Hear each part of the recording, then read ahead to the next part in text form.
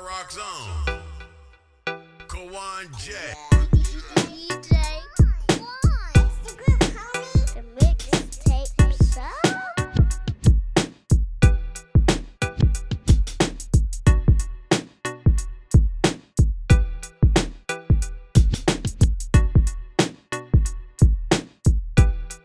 The mixtape show.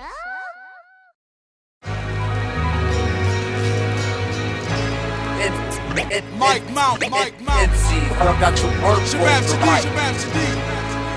Mr. Scratch, look. When the nighttime covers the city like a trophy. I got your work for life.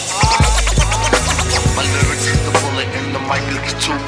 Ever since birth I had synesthesia. I see colors through music. See, I was born to make hits. See, it's nothing to do it. And I literally sketched my way out of hell without drawing one pistol. Feel me like Braille ain't taking one L. And I'm a mountain blowing like volcanoes. There ain't no topping me. Fake perpetrators and clones that try to copy me. I'm here to take it all to the bank like Monopoly. It's your Bam Deacon, Mr. Scratch Hook, there ain't no stopping. Copping for your residence like you just moved to a war zone. You feeling post-traumatic stress, throw that the war's gone. Long eons ago, I wrote this rhyme in light years. We've been in the trenches where we knuckle up and fight fear. It's Mortal Kombat, so remember we don't fight fair. The nightmares that have me screaming, pulling out white tears. So on your mark, get ready for this Formula One flow. And taking pole position, burning tracks like Flojo. When the nighttime covers the city like a trophy. I got your work for life. My lyrics is the bullet and the mic is the truth. When the nighttime covers the city like a trophy. I got your work for life.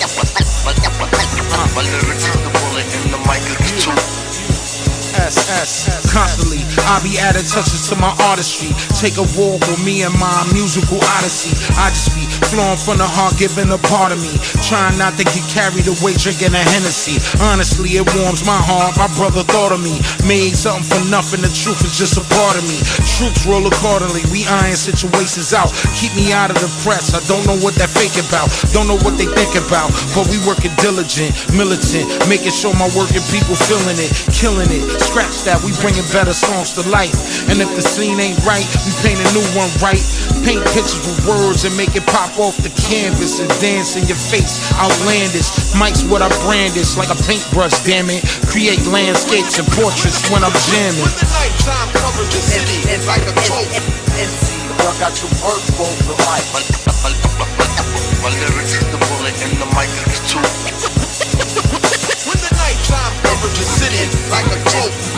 I got your work for life. My lyrics is the bullet and the mic is the truth.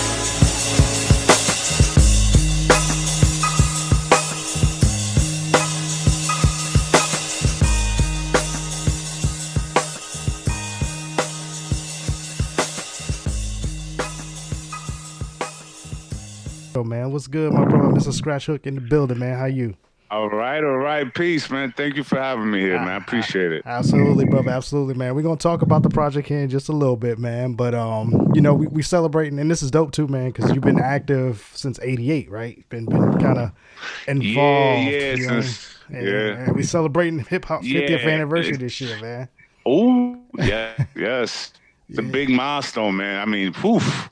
That's big. Yeah, so that's big. So you've been there pretty much from the beginning. Like you was there those baby stages, and you watched the evolution of hip hop and everything. You know, how are you feeling about it, man? How do you feel seeing this thing that wasn't supposed to last now big as it is now? Ah, man, I got stories. I mean, that's a great feeling, knowing. You know, I remember I was then maybe 12, right? Somewhere in the early 80s. And, you know, seeing coming out and Jekyll and Hyde. And you think, and you're hearing, oh, it's just a fad. You know, it's just a fad. It won't last. And then Run DMC had on my fault, who didn't like rap music, didn't know what it was. And I was like, wow, this is going to go far. Yeah. And I knew at that point it was going to go far. I just didn't know it would go this far, right? So, you know, the the more it goes, the more you go, wow, I seen it back then, and Yeah. you know, I'm proud to say I'm still a part of it. You know, even, you know, three plus decades later, I still love what I do, even though, you know, times have changed, the sounds have changed, but you know, I'm not going to change too much. Absolutely. You know, so Absolutely, man. And I know you grew up as a fellow Queens. You know what I'm saying? That was kind of your birth before you moved out down south. Q Borough.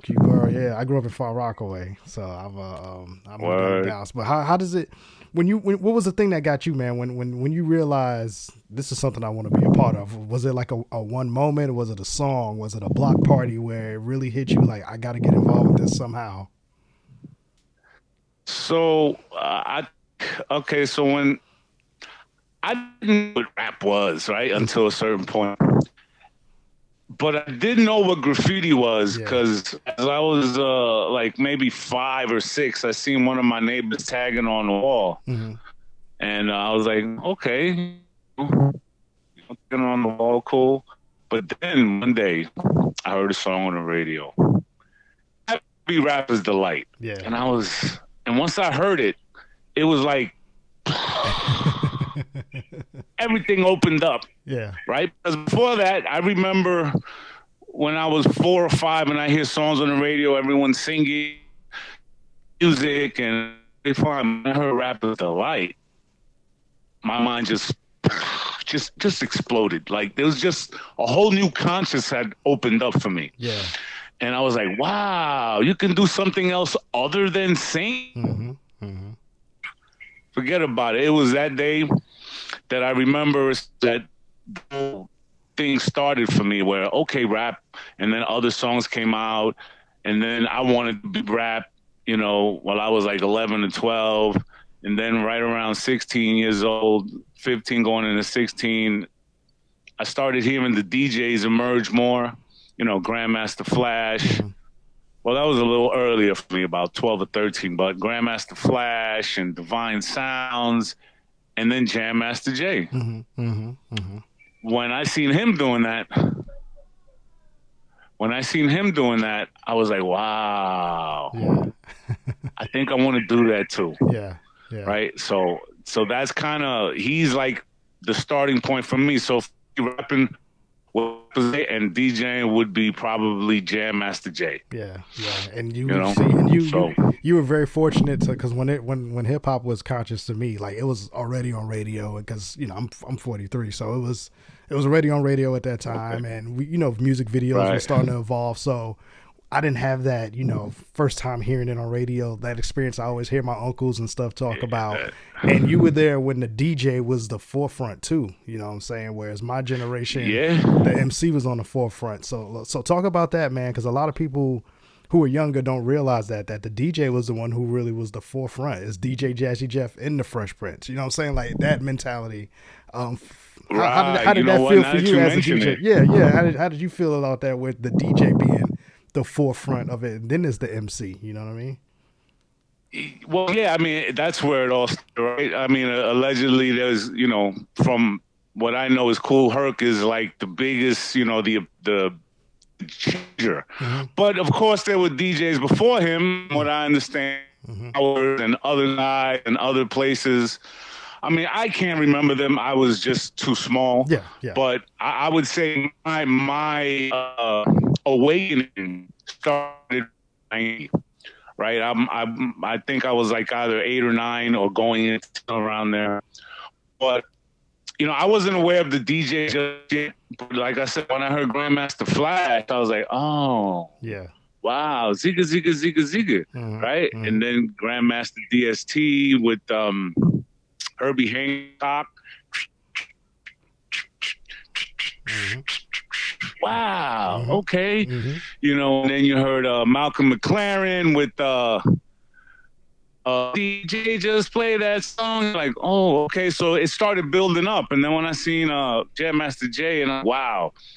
But, you know, none of that really hit me until I actually started DJing, and it was just a beautiful thing. Yeah. You know, something that had never been done. You know, no one's ever rapped on records. No one's ever DJ'd on records. It was just, it was just an experience, right? If you missed it, it's like you don't understand the feeling, right? So when this new generation says things and it just doesn't sit right with my spirit because they have never experienced it. Yeah. You'll never miss what you don't experience. Absolutely. So when a new generation guy gets an MPC 60 live or a 62 live, and they're like, "Oh, the workflow in this night," you really don't understand SP 1200. With 5 seconds or 10 of sampling time. Right now, you have 5 minutes to sample. You can sample anything you want. Before, you had to work with what you had. So the creativity was much better because you had so little time to work with. Absolutely, yeah. I remember my uncles having the reel. Having the reels and all that stuff, and working with that equipment, and just seeing what they can make out of that was just amazing. Reel to reel, I never touched that stuff, man. I was always like, man, how do you cut that tape? I mean, I know how to splice tapes because I came from that. Reel to reel, man. I'm glad. I love Pro Tools, man. that I've seen it done too on one of my records back in like 90. The guy splicing, and I'm like, wow. Yeah. He's splicing this, cutting that. He's moving the reel back and forth, and like, whoa, that's hard work. Yeah, you've definitely seen those evolutions, man, where everything went from that to just a MP3 or WAV file now, man, and you know what I'm saying, and if you, and just like hip hop evolving, you've evolved too, right? Because you started off as DJ E-Rex, and when did Mr. Scratch Hook come in? When did that persona come in for you? Well, that's a great question. So once I picked up DJing, I kind of really threw side to the left, rapping to the left a little bit, but never kind of abandoned it because that's what I love, right? I said I'm gonna do this. So my very first demo, I had we had a drum machine. I had those 2 rappers and 1 mic, and I had a turntable, and I was scratching for the hook on the hook. He would do his rap. I'll come in and scratch on the hook. So, I kept doing that, throughout the years. And then, you hear of Primo, and he gets all these accolades for doing these scratch hooks and scratches. And I was technically, to me, I mean, according to my time, I was doing this just before he came out. So, I like to think of myself as someone who was doing it along the same time as him. Yeah. But as the years gone on, I realized that I was pretty good at making phrases, putting them so that it correlates with what the artist is talking about. Yeah. It's just not a simple scratch, a song or just some sounds to scratch. It's words and phrases for other rappers and other records that I kind of just piece together so that it brings time together, right? So I never claimed to be the illest scratcher on the planet. Yeah. But I could probably out scratch hook you. Yeah. Most. Nice. I will put something together that'll cement your song together, the verse hook. Yeah. And that's probably where I've refined my skill. Nice. It kind of fills out that record, right? Like you said, it's making it more 3D. I have a motto. Yeah. I have a motto. Scratch something better. Scratch will make your song better. I promise you. I have never made a song and say this sounds worse with the scratch. Yeah. No, Scratch I love it. makes things better. Yeah, it's that nice little filler. You know what I'm saying? It helps tie everything in. It ties everything in on the record. Exactly. That's the word. Yeah. Tie everything in. Yeah. Dope. It sure does, man. Dope, I still man. love it, man. I can't believe it. All these years, I still love doing it. Well, right now they're in the shop, but I still do 1200s on my sets when I DJ and vent stuff like that. I have a controller, but I rarely use it. But I love my 1200s, and I've been feeling naked without them. Yeah, I've been feeling naked without them this whole week, man, because they've been in the shop. So, but you gotta get a tune up. I can't remember a time. Well, I can't remember a time, but I've always had 1200 since I started back in like 90. And of course, there's other turntables with higher torque, but I just like the true tried and tested equipment. Absolutely. Lasted for decades. Yeah. So I'll just stick with that. Absolutely. I'm fine. They're instruments that's in the Smithsonian, so that tells you what it is right there, right? You know what I mean? Man, listen. Classic. Classic. Of time. Absolutely. I've dropped them, all kind of things, and they still work. Well, let's talk about daily service them. Yeah, just service them. Yeah, it's just like getting an oil change with them. Make sure that the tone arm is great. That's it. Make sure that those when you make sure when you hit the pitch, make sure your pitch control is good, and then you're good to go. You know what I'm saying? Simple. It's definitely simple, man. Word up. So let's talk classic, man. Let's talk about this new project, man. The Book of Mr. Scratch Hook, featuring Chris Rivers. You know what I'm saying? For those who are familiar with him, Mikey D, Another Queen, Sadat X, my man, King Magnetic, GQ, Nothing Pretty, INC, the list goes on and on and on. Sabam Sadiq, I always mess it up, but I got you this time, brother. And just it's a lot of dope MCs on here. Jig, my man John Jiggs, Mouth from Monopoly family. Jiggs, word up, brother. You put together a nice list of MCs who should be on a lot of people's radar, man. How long when you started putting this together, man? What was the initial idea when you were wanting to put this together? What was you thinking? It just started song by song, right? And when first of all, let me backtrack a little bit. So when I started making beats back in the late 80s, I had joined a group called TLC, which was the Latin Connection. Everybody was Hispanic, one guy was Cuban, one guy was Chileno, I'm Puerto Rican, Dominican. And we started using Spanish samples. Everybody's using R&B grooves, James Brown, and all these beat breaks, which I still love too. But no one was using the Spanish breaks. No, and when I say no one, I mean absolutely no one. Yeah. So we started doing that, and that kind of cultivated my love for the Spanish breaks, also with some R&B intertwisted in there, and all. You start hearing, Spanish rappers out of Puerto Rico, and Mellow Man Ace started emerging, and then we emerged down in Miami as well with some Spanish rap bass songs. And so I consider myself to be in the forefront with Spanish sampling raps, and I'd like to think that, I wouldn't say the first, but I'm definitely, front of the line. Yeah. But to finish that off, so The Conqueror was another joint that, I had a Spanish sample, and I was like, this sounds pretty good. Let me try to get Chris Rivers. So I got that. And then I called Mikey D, who I've known probably the same amount of time from Queens. Yeah. Then he had his boy Legacy jump on it, and it was like it was sort of like magic.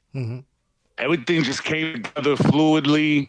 Everything just seamlessly came together. I called the man for the video, and it was gonna rain that day, but it didn't. He filmed. I put it out, and I got great responses from everybody. I don't think I had one hate comment anywhere. Yeah. Not anywhere. I was like, wow, this is incredible.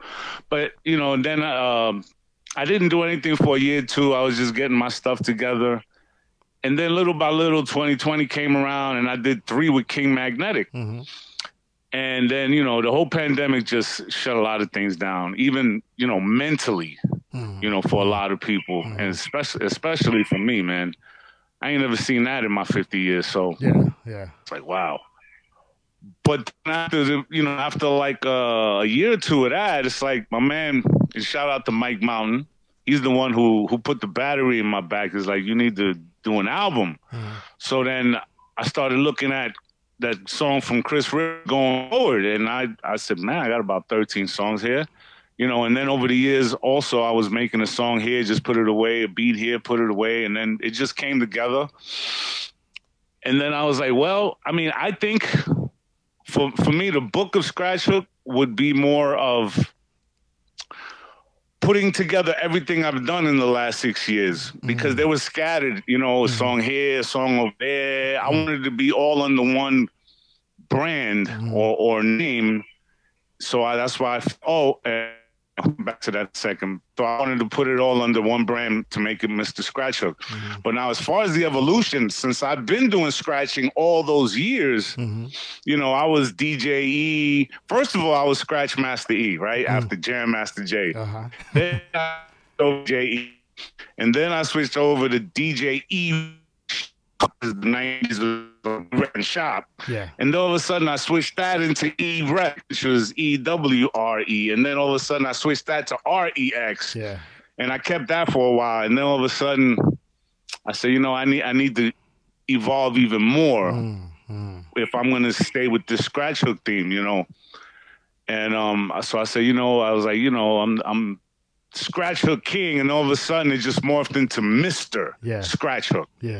And then I liked that. I was like, okay, that. And when you call someone Mr., it gives a level of respect. Right?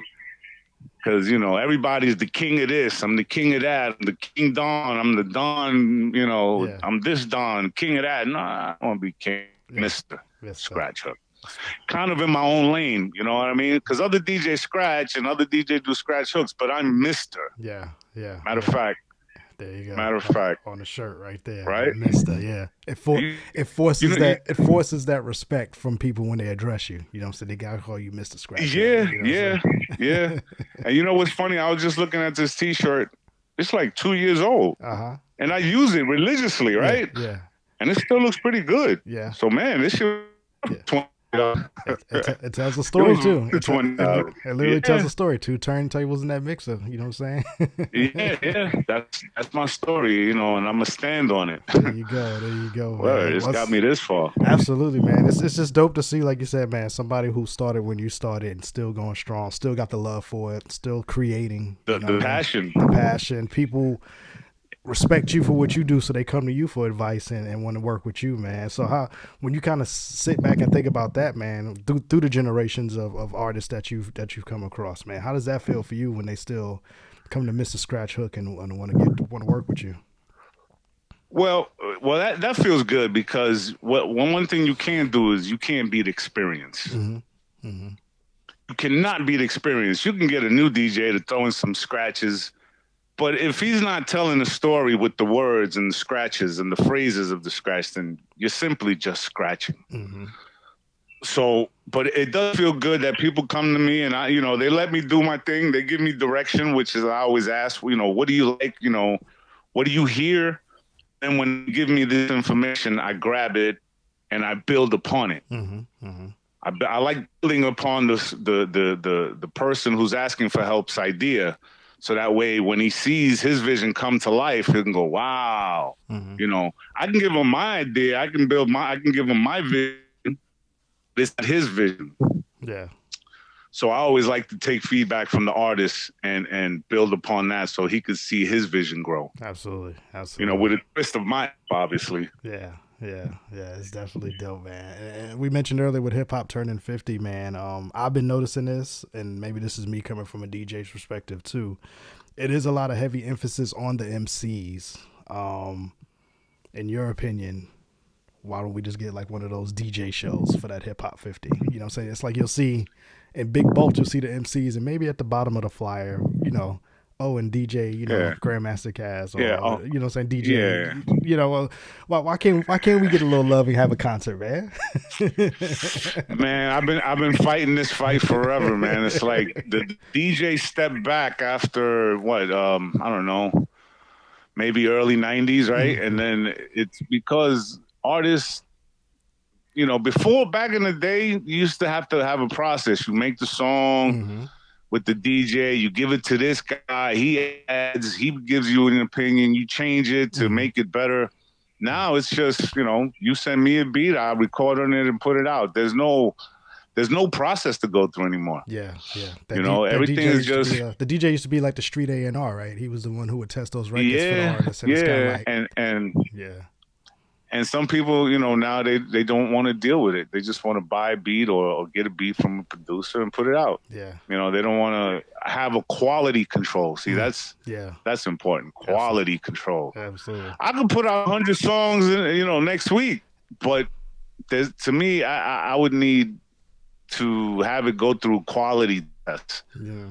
to make sure that I'm not putting out garbage. Absolutely. Absolutely. Yeah. And- I don't want to put out garbage at all. Absolutely. Because we talked about that off air too. You talked about your process and, you know, you just keep it true to you and you keep it simple for you so it can, you know, get the quality that you want and stuff like that. Yeah. Are you finding that maybe people who have started years after you or even the younger people, when they hear your work, they're kind of like, wow. You know, say, wow, this is, you know, it's not super sophisticated, but it works, you know, with the, like you said, with the Spanish, with the Spanish infused with your tracks and stuff like that. It's dope. You know what I'm saying? How you do it, but I can only imagine like what you're hearing on your end. What are you hearing from the younger generation as far as your work? No, they like it, you know, but you know, again, they've never seen stuff like that, right? So when they hear something Spanish and new, oh, this new thing, no, it's not new. Yeah. It's not new, my buddy. Uh-huh. It's not new at all. But you know, again, you can't miss something if you've never experienced it, right? If you don't know what having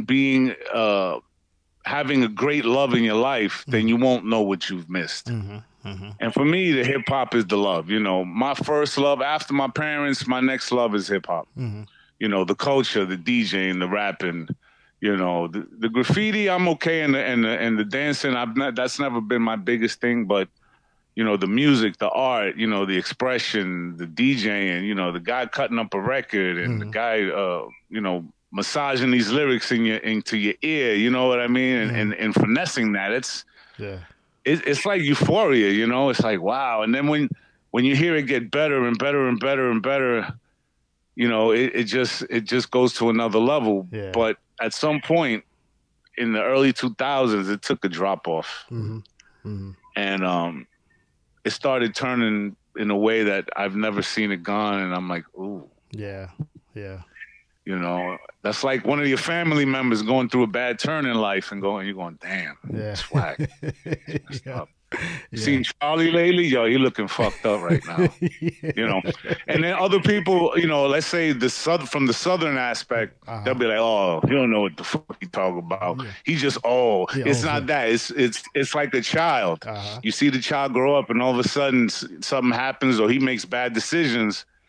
He's not looking the same, right? He's not looking like that young, promising person. He's looking like, you know, cracked out, dirty clothes, lost, making fucked up decisions. Yeah. And you know, it is what it is. But you know, I had somebody tell me it's kind of like you have an old classic car that you put together and you fixed it up and you had it all nice and pretty. And then you sell it off to somebody, and then you see them do what they do to it, and they like, damn, he done fucked up all that work I did to it. You know what I mean? That's funny you say that. I had a Civic. I had a 2004 Honda Civic that I had since like 2010. I had it all the way till 2020. It was running nice, like 100,000 and change miles. Everything was good. I sold it to my cousin to give it to his daughter. Yeah. She was like 18, 19. 2 months later, she totaled it. I was like, damn, I sold that for $2,000 just so she could total it. Right? And I got the car from my sister when she passed away. It only had 10,000 miles on it, 7 years old. Yeah. So I put 100 and change on it. And then this girl, who's my second cousin, trashes it in less than 2 months. Like you said, they didn't go like you said, they didn't go through the building of it, and they didn't go through the growing pains of it. It's just handed to them, so they don't care about that kind of stuff. You know what I mean? So if you don't grow through with it, then you don't really care as much as someone who groomed it to get it to where it needs to be. Absolutely, man. Right. So what else we gonna do with this project, man? I know you got a couple singles out there, some visuals. What else you want to do with that during this period right now? Well, I'm definitely got to keep pushing it. You know, I realized, you know, people put out albums, and then, you know, after a few months it dies out. I want to get the most juice out of this that I can. You know, I'm promoting with H2O and Radio Fam for right now, and then after that's done, we'll see which way I'm going. But I'm not going to stop because I like I like to think my stuff is a classic hip hop, right? I like to be different from everyone else. So when you put one of my songs on, you'll know it's not him. It's not him. It's not him. That's Mr. Scratch Hook. Yeah. Right. Yeah. And it's got a beat. It's got bars. It's got scratches. It's got, the scratch hooks. And it just sounds different from the rest because that's the era I'm from. I need to sound different from you, and everybody else. Yeah. So you can distinguish my style. Yeah. I'm cut from a cloth, even probably you cut from a cloth that no longer exists. Yeah. So Yeah. So I'm just gonna keep pushing it as far as I can. I hear you. And that's basically it. Yeah. For that. Well, I know it's been a minute since I've DJed out and about just because of COVID shut things down and people trying to get things back in order. But I got a friend of mine. She's gonna throw her annual Christmas in July party next month, and I'm a DJ in that. And I was like, man, I can't wait to test some of these records off this project to get the reaction because it's her crowds are open-minded crowds. It's not just a hip-hop crowd. It's just not a pop crowd. So I know I could throw one of these records on. And I'm gonna take video too, man, to send it to you just to see that reaction because I know they're gonna like some of these cuts just with the sound because we're in Texas, you know what I'm saying? And when they hear that Spanish feel to it, I already know where it's gonna go. So I can't wait to test one of these records out or a couple of these records out. Right, you're gonna use your judgment to pick the best one for the crowd. Absolutely, yeah. It's gonna be fun. It's gonna be fun, man. I just can't wait to. As soon as I heard this album, I said, "Oh, I can't wait to play some of these live," because I know it's gonna get them. It's gonna catch them. So I appreciate that. I'll shoot some video of it and I'll shoot it your way so you can see it, man. Just to see what that vibe is like. So right, you know what I mean. But as far as these artists, man, they all did their thing, man, and I just took my time to craft it because there's really no rush. Again, I got 13 songs on there, and me looking at it, there's no weak songs, right? Yeah. Some are stronger than others, but none of them are weak. Yeah. Yeah. One thing I can't stand is going on an album and hearing a weak song. Like, yeah. Some stronger than others. Yes, of course, but you're not going to have 13 of the greatest songs you ever heard. It's just not really possible. Yeah. There are very few albums that way, You could look back as far as you want. There's very few albums that are just, everything is great. It's just not, feasible to do that, Yeah. You try to make them as strong as possible. You don't have any fillers on here. That's what I'm saying. You don't I have try not to. No fillers on here. I think all of these are single worthy. You know what I'm saying? So that's at least strong enough potentially, right? Yeah. Whether it's a favorite or not, that's up to the listener. But I try not to put out nothing half-assed, nothing. Yeah. I got a couple songs sitting there now with some people, and I go, and it's not so much them; it's more me. Yeah. It's more me. I like that beat's not popping enough. It's not moving me. Yeah. I listen to it and I go, Yeah. But the minute something comes on, I go, Yeah. That's the difference. Yeah, but you're living closer to the situation because you created it. So it's kind of like, you know the math that went through putting a lot of this together. So you kind of like, oh man, I could have did that with this. You know what I'm saying? I could have let that bass hit a little bit harder. So I get it though. I get it. You're your own worst critic, man. You can be your own worst critic. Oh, you just nailed it. My man Mike Mount calls me a perfectionist. Yeah. Because every little thing that I hear wrong, I got to go back fix. Yo, why are you perfectionist? Because this is what the fuck I do. I'm hard on myself so that when somebody else comes at me, I'll be like, I tried that. Yeah. I did that. Yeah. This is the reason why it sounds like that. Yeah. And there are cases where I go, fuck. Yeah. I should have thrown the 808 on that. Yeah. Why? And it's happened. It's happened already, So I had to, on this album, when I put it on here, I had to actually add some 808 to differentiate the mids from the lows because it had no lows. And I noticed it after the fact, like, oh, okay. Yeah, it needs some low end to kind of stabilize it. Yeah. It's a gift and a curse, brother. It's a gift and a curse when you can you hear things that the average person may not hear, but you know why you exactly. Hear that, you know what I mean? Yeah. I want to be satisfied with my work, and I don't ever want to be criticized by someone else, you know, in a negative way, where they say, "Oh, that he could have did this. That should have been like that." And then I hear it and I go, "Shit, he's right." Yeah, absolutely. You know, I don't ever want to say, you know, you was right on that when I could have tried it myself. But it happens because none of us are perfect. Absolutely. You know, Like you said, quality none of control. us are You got to be perfect. your own quality control, man. Definitely. Unfortunately, you know, I got a couple people now who do that for me, but I'm still the main quality control person. Mm-hmm. You know, I listen to it back and forth on the way here. I listen to it the next day, and then I go back and, you know, tweak this, and then I take it back out for a few days and ride around with it. And then when it sounds, when I listen to it and I don't cringe or you know, it doesn't give me spidey senses, then I go, okay, it's good. Absolutely. It's good. Absolutely. Yeah. Dope, brother. Well, man, I definitely appreciate your time, man. I know it's the weekend, and I know you got family stuff. You was out there doing was it Taekwondo? Was that what you was involved? Yeah. He's at Taekwondo. Yeah. Let me see. Yeah, Taekwondo, all the belts over there. So that's dope, man. Yeah, that's my son. My daughter too. Nice. My daughter too. She's in Taekwondo. So I definitely appreciate your time and everything, man. So who you want to shout out before we get out of here, man? Who's the people that you want to rock? I mean, shit. That's a pretty long list. Okay. Let's see. Fuck. If I forget y'all, you know, blame my me. bad. You can blame me. You know. It's my fault because I put him on the spot. Yeah. It's Kwan's fault.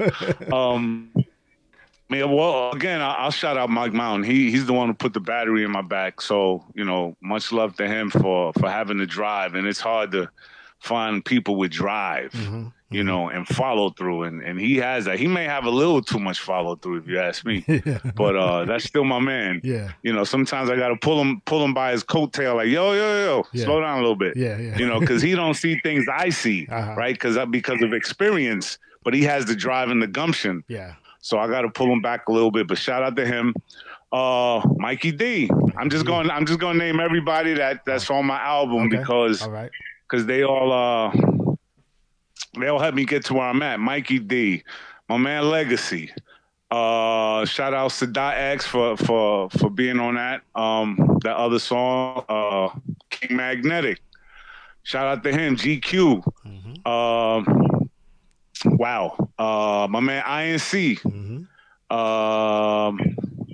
Number 5. I'm trying to run through this in my head too because I don't have a list in front of me. I'm looking at it right now. Let me know if you need Sax One. Yeah, you know what? Just do me a favor. Tell me the name of the song. Sax One. That's La Muerte. La Muerte. Sax One, Mike Mountain, and Godhead the General.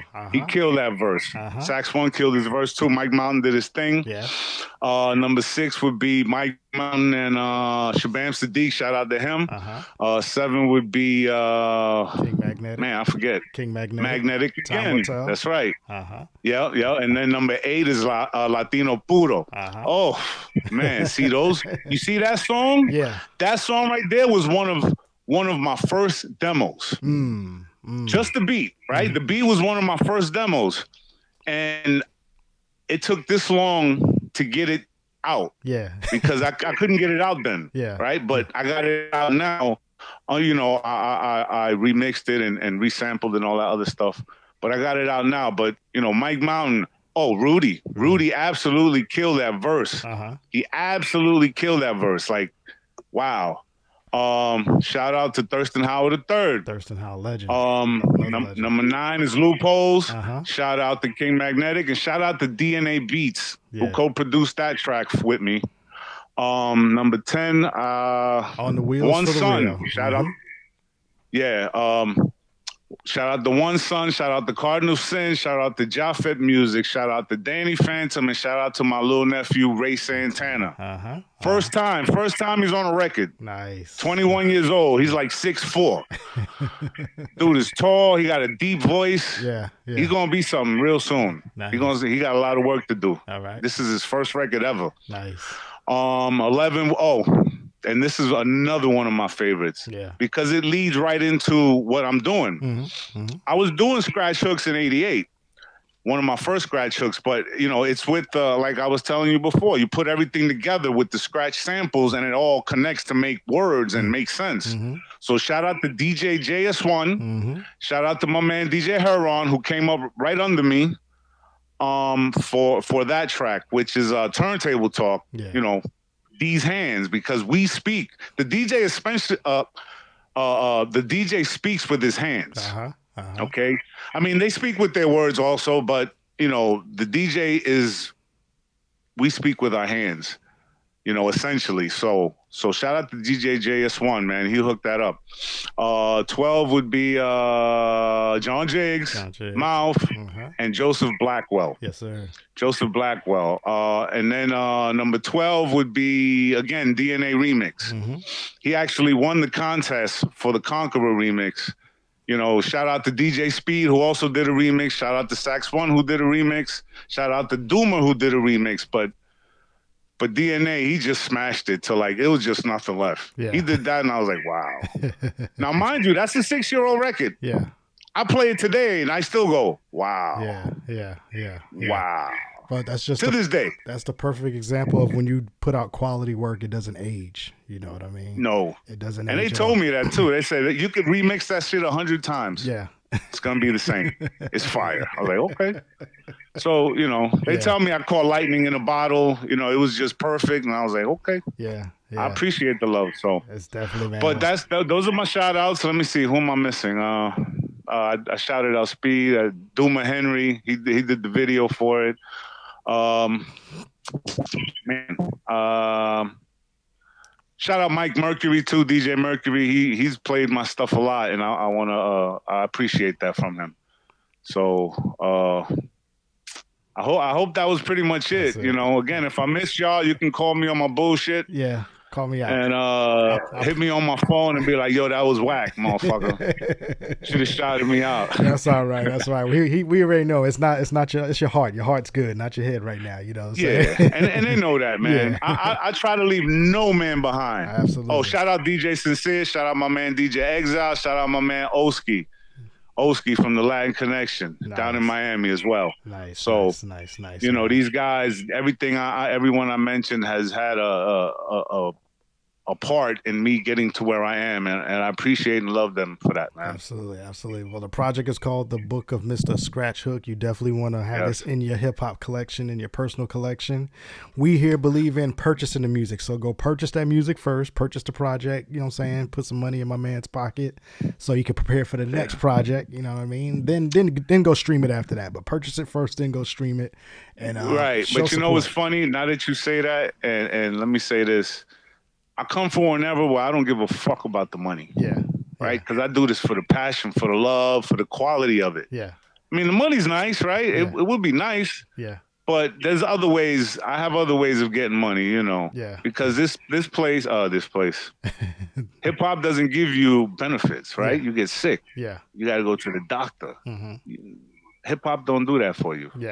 So you have to have a day gig, you know, some type of employment where you can get those things. But the money's okay, you know, and I appreciate it. And, you know, it's basically out everywhere. You could find it on MrScratchHook.com, Bandcamp, Spotify, Tidal, Pandora, all of that. Everywhere. You know, you can find it everywhere. Just type the book of Mr. Scratch Hook, and it should pop up. You'll see it. It'll pop up, definitely, man. We're gonna definitely promote it on our website too. We've been playing some joints on the radio show, and it's good to talk to you, brother. Thank you for calling in, man. Oh no, it's a pleasure, man. I appreciate you having me. I haven't done one of these in forever. All right, it's nice. Now we're gonna get you on the roll now. Now we can get you in the groove. Yeah, you're gonna get me warmed up.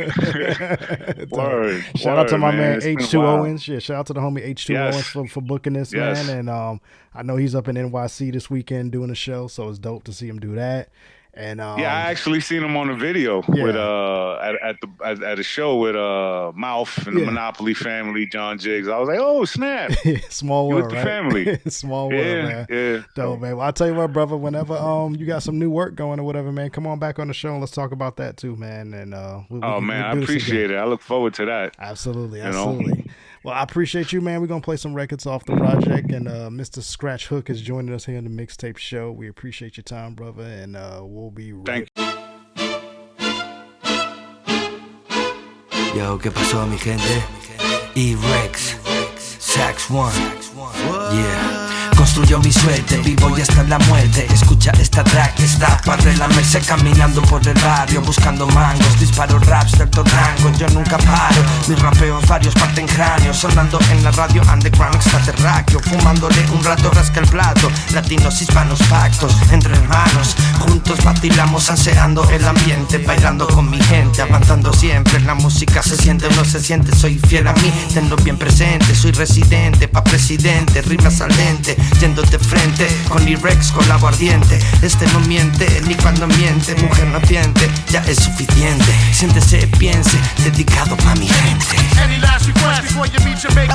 Never sleep, cause sleep is the cousin of death. If I wanted you killed, you'd already be dead.